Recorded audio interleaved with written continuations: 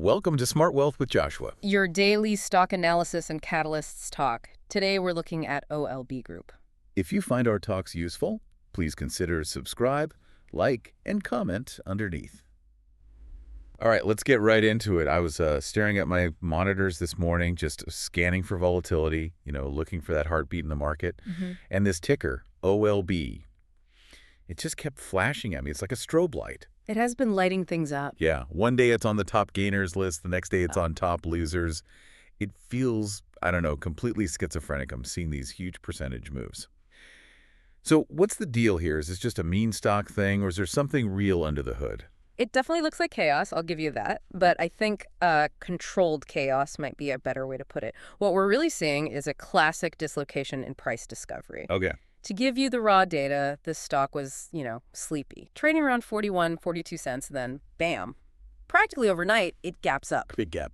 Huge. It opened at 71 cents and ran all the way to a high of $1.35. That is a massive move. I mean, we're talking a multi-bagger intraday. Yeah. But was anyone actually trading it? Or was it just, thin volume? And that's the key question, right? The volume was 331 million shares. Wait, run that number by me again. 331 million. Wow. To put that in perspective for everyone listening, that's way more than its entire float. Many, many times over. When you see that kind of turnover, it's not just retail traders on a forum somewhere. That is heavy institutional level flow. It suggests a complete rotation of the shareholder base. So the ownership is churning. Old holders are getting out. New money is coming in. But looking at the chart, I mean, this thing has been beaten down. It's traded as high as $2.50 and as low as, 30 cents? Exactly. And that creates a very specific psychological environment. When a stock hits that 30-cent range, that's usually capitulation. The last believers have given up. They just want the pain to stop. They just want out. But this recent surge with that kind of volume, that signals a shift. It starts to look like an accumulation phase. The market is waking up thinking, wait a minute, maybe the selling was overdone. Right. The difference between a dead cat bounce and a real recovery. Yeah. But, okay, before we get too optimistic, I need to talk fundamentals. Yeah? Because I pulled the numbers, and frankly, they look terrifying. They're not pretty. Revenue for 2024 dropped to $12.84 million. That is a 58% collapse year over year. It's a disaster on the top line. So why aren't we seeing going out of business signs in the window? You're right to be skeptical. A 58% drop, that came from a severe contraction in their core payment processing business. You can't spin that. It was a bad year. So they're shrinking. Are they bleeding to death? Well, the bleeding has actually slowed way down. Their losses narrowed to about 11 million. Now, losing 11 million isn't a victory, but in a turnaround, it's the rate of change that matters. But there is one specific line item on the balance sheet that stops me from just writing them off. Okay. In fact, it's pretty much the only reason we're having this conversation. Which is? Zero external debt. Hang on. Zero. The zero. As in no bank loans, no convertible notes, nothing. None. Clean. That is, wow. That's incredibly rare for a microcap trading under $1. Usually these companies are drowning in high-interest debt. Precisely. That's the death spiral trap most of them fall into. OLB doesn't have that anchor, and because they don't have creditors breathing down their necks, they have options. They can use their cash to pivot instead of just servicing debt. Okay, so they aren't going bankrupt tomorrow. That's a good start. But let's talk about the actual business. OLB Group sounds so generic. What do they actually do? It's a weird mix, right? It is. Think of them as a Main Street fintech. They service about 10,300 U.S. merchants, processing something like $1.36 billion in gross volume. $1 billion is a decent chunk of change flowing through their pipes. But who are these merchants? They're not competing with Stripe or Square, are they? No, and that's their moat, in a way. They aren't chasing the sexy tech startups. They focus on the unglamorous, high-cash businesses. Specifically, bodegas. The corner store. The place you get a coffee and a lottery ticket. The very same. And think about those businesses. They're high frequency, pretty recession resistant, and cash heavy. But OLB has a hook. They provide microloans to these merchants. Right. They have a network of over 32,000 bodegas for this program, so it creates this sticky ecosystem. Right. So if I'm a bodega owner and OLB processes my cards and they're my lender, I can't just jump ship to save a few basis points on fees.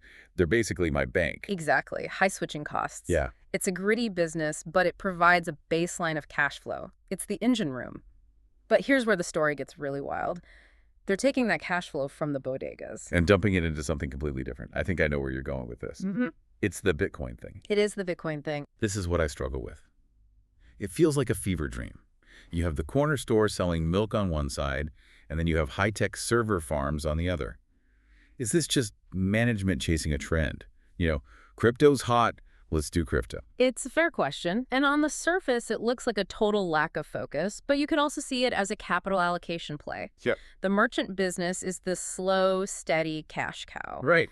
Bitcoin mining is the high-risk, high-reward star. They're using the old economy to fund the new economy, and they've invested in 5,000 mining rigs under a division they call DMint. 5,000 rigs is not a hobby. That's a serious operation. It is. This is DMint, their digital asset arm. But here's the problem for investors. They hate complexity. We do. We like simple stories. Right. If I want a fintech stock, I buy a fintech stock. If I want crypto exposure, I buy a miner. Why would I buy this Frankenstein monster of a company? So it gets a conglomerate discount. The market doesn't know how to value it. That's it exactly. The fintech guys are scared of Bitcoin, and the crypto bros don't care about bodega loans. So the stock just sits in limbo. Until now, maybe. Until now.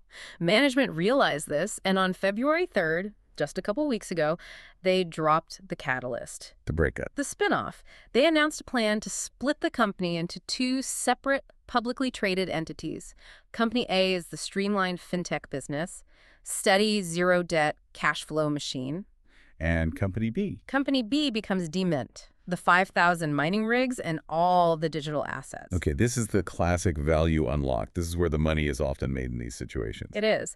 If you own OLB today, the plan is you'll get shares in the new crypto company while keeping your fintech shares. You aren't being diluted. You end up with 2 tickets instead of 1. So the thesis here, correct me if I'm wrong, is that the market is basically pricing this stock as if it's just a struggling payment processor. And it's valuing that whole Bitcoin business at or near zero.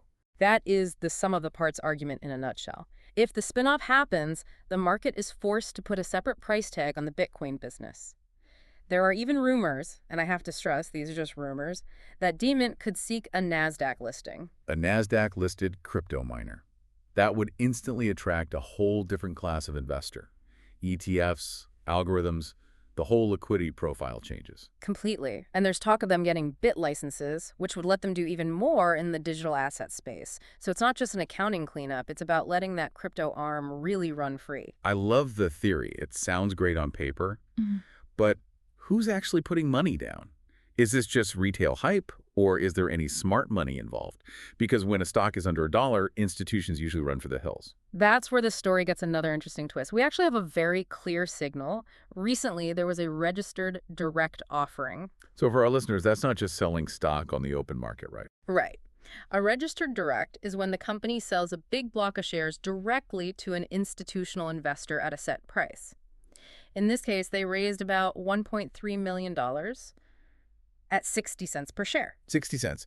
So a team of professional analysts look at everything we just talked about, the spinoff, the bodegas, the crypto, and said, we will cut you a check for over $1 million at a 60-cent valuation. That's what they did. And institutions are not in the business of losing money. That 60-cent level, it essentially sets a kind of psychological floor. It's a validation point. A gut check for the price. And I saw some insider activity, too. Yeah, the board has repurchased over 100,000 shares. And you know the old saying, insiders sell for a million reasons, but they only buy for one. Because they think it's going up. Okay, I'm playing devil's advocate now. This all sounds great. So why did the stock tank 33% back in January? What's the catch? The dreaded D word, dilution. Ah, the enemy of every shareholder. When they announced that offering, the same one the institutions bought into, the stock got crushed in the pre-market. Existing shareholders hate seeing their piece of the pie get smaller. That's the #1 risk. An execution risk, right? Yeah. I mean, Bitcoin mining isn't cheap. Absolutely. The electricity costs are real. If the spinoff gets delayed or if the price of Bitcoin crashes, they're stuck with a shrinking business and expensive machines burning cash. That zero-debt safety net only lasts as long as they have cash in the bank. So it's a race against the clock. They need to get this done before they burn through their runway. That is the dynamic. This is not a buy and hold forever stock. It's a special situation, play with a timer on it. So let's look at that calendar. If you're interested today, what are the dates you need to circle? The next big data point is earnings. That's expected on April 14th. Mid-April. Okay. The consensus estimate is a loss of 14 cents per share. But here's the setup. Because they've cut costs and have no debt payments, the bar is set really low. So a beat is possible just by being less terrible than everyone expects. Exactly. It's the low hurdle theory. If they show a small improvement in margins, or if the mining output is a little better than expected, they could surprise to the upside. And an earnings beat plus a pending spinoff, that's rocket fuel. Okay, so let's wrap this up with a verdict. You've laid out the bull case, the spinoff, the hidden assets, and the bear case dilution execution risk. What's the smart wealth score? I'm giving this a 6 out of 10.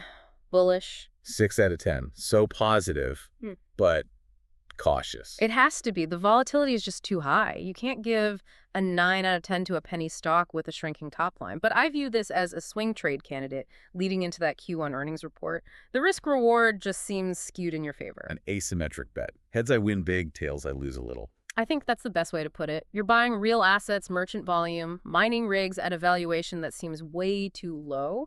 The downside feels somewhat capped around that 60-cent institutional price, while the upside is, well, it's uncapped. It's a fascinating study. We spend so much time looking for the perfect company, the next Google. But sometimes the real opportunity is hiding in these ugly ducklings. That's where the work comes in. The algorithms see the revenue drop and they just sell. It takes a human to look at the spin-off plan and say, wait a minute, the math here doesn't add up. So here's a final thought for everyone listening to chew on. We talked about how the market is bad at valuing these messy conglomerates. If OLB pulls this off and splits into 2 NASDAQ companies, is it possible that right now you are literally getting that entire Bitcoin mining operation for free? That is the multi-million-dollar question. Is the market valuing 5,000 mining rigs at zero because they're hidden inside a bodega payment processor? And if the answer is yes, the repricing when that spinoff happens could be violent. Violent to the upside. That's a powerful image. And that's all we have time for today. Thank you so much for tuning in. Thanks for listening, everyone. And as always, a quick reminder, everything we discussed is for informational purposes only. We are not financial advisors, and this is not financial advice. Yeah. Please do your own due diligence. See you next time.